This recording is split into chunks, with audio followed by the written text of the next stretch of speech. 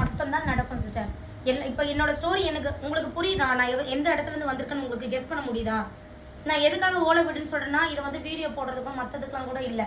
எல்லாருக்கும் இது தெரியணுன்ற ஒரு விஷயம் மட்டும்தான். நான் பணக்காரினா இல்லவே இல்லை. ரொம்ப ரொம்ப மிடில் கிளாஸ். நான் வளர்ந்த விதம் அப்படி. நான் ரொம்ப அது நார்மலாக அந்த மாதிரி கூட இருக்க மாட்டீங்க. இன்னமும் நான் வீடு ஃபோட்டோ எடுத்து எங்கள் அம்மா அனுப்ப சொல்கிறேன். இருக்கும் யூடியூப் சேனல்லாம் வச்சுருக்கேன். இன்னமும் அப்படி தான் இருக்குது. அதெல்லாம் மாற்றணும். என் வீடு எங்கள் அம்மாவுக்கு நான் கட்டி கொடுக்கணும்னு ஃபிக்ஸ் பண்ணியிருக்கேன். இந்த இடத்துல சொல்கிறேன். நான் முன்னாடி ஃபிக்ஸ் பண்ணது எங்கள் அம்மாவுக்கு நான் வீடு கட்டி கொடுக்கணும், எங்கள் அம்மாவை இன்னும் நல்லா பார்த்துக்கணும். சரிங்களா? இது எல்லாமே இருக்குது. எங்கள் அப்பா எப்படி அவருக்குன்னு ஒரு கற்பனை இருக்கும் இல்லையா? ஆனால் அவரோட சக்திக்கு எங்களை பார்த்துக்கினாரு. அது தப்பே சொல்ல முடியாது. நான் இந்த அளவுக்கு நிற்கிறேன்னா என்னோட அப்பா இல்லாமல் நான் இந்த இடத்துல நிற்கவே மாட்டேன். அவர் கொடுத்த அந்த மோட்டிவ் தான். சாதிங்க வெறி ஏற்றுவார். சரி, படிப்பேன், நல்லா படிக்கிற ஆள், ரொம்ப சூப்பராக படிப்பேன். ஆனால் ஒரு 9th வரும்போது எனக்கு ஒரு ஸ்ட்ரக் ஆகிடுச்சு. ஒரு ஏஜ் இருக்கும் இல்லையா, 14 வயசில் நமக்கு ஒரு ஸ்ட்ரக் ஆகும் தெரியுமா? எல்லாமே நான் ஃபேஸ் பண்ணியிருக்கேன்.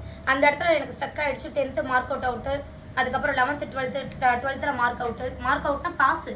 அதுக்கப்புறமா வந்துட்டு காலேஜ் படிக்க ஆரம்பித்தேன். இல்லை வந்துட்டு நான் நல்லா படிக்கிற பொண்ணு. எங்கள் அப்பா என்ன டாக்டருக்கு தான் படிக்க சொன்னார். ஆக்சுவலாக நான் டாக்டர் படிக்க வேண்டிய பொண்ணு. அந்த அளவுக்கு நல்லா படிப்பேன். ஆனால் அந்த ஒரு மாதிரி போயிட்டோம். படிப்பு கேர்லெஸ்ஸாக ஆனதுனால இந்த வழிக்கு வந்துட்டு காலேஜ் போயிட்டு எங்கள் அப்பா என்ன விடலை, எதனா ஒன்று படி அப்படின்ட்டு. அப்புறம் டிப்ளமோ இன்ஜினியரிங் முடித்தேன். இன்ஜினியரிங் முடிச்சுட்டு அப்புறம் இவரை வந்து கல்யாணம் பண்ணேன். இவரை கல்யாணம் பண்ணதுக்கப்புறம் காலையில் ஒரு ஸ்டோரி சொன்னேன் இல்லையா, அது நடந்தது. அதுக்கப்புறமா பியூட்டிஷியன் எதனா ஒன்று படிக்கணும் அப்படின்னு சொல்லிட்டு பியூட்டிஷியன் படிக்க ஆரம்பித்தேன். படித்து வெறியா அடுத்தது அப்டேட் பண்ணணும். இது மாற்றணும். எதெல்லாம் என்னால் முடியாதுன்னாங்களோ என் அப்பா ஒருத்தருக்காக மட்டும்தான்.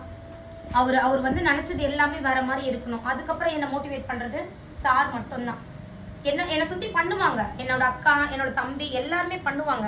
பட் அவங்க எனி டைம் கொடுத்துட்டு இருக்க மாட்டாங்க இல்லையா? கூட இருக்கவங்க இவங்க தான். பண்ணு இன்னும் பண்ணு, வேற எதனா உங்களுக்கு ஹெல்ப் தேவையா நான் கொடுக்குறேன் அப்படின்றது எல்லாமே இவங்க தான், அப்பாவுக்கு அப்புறமா.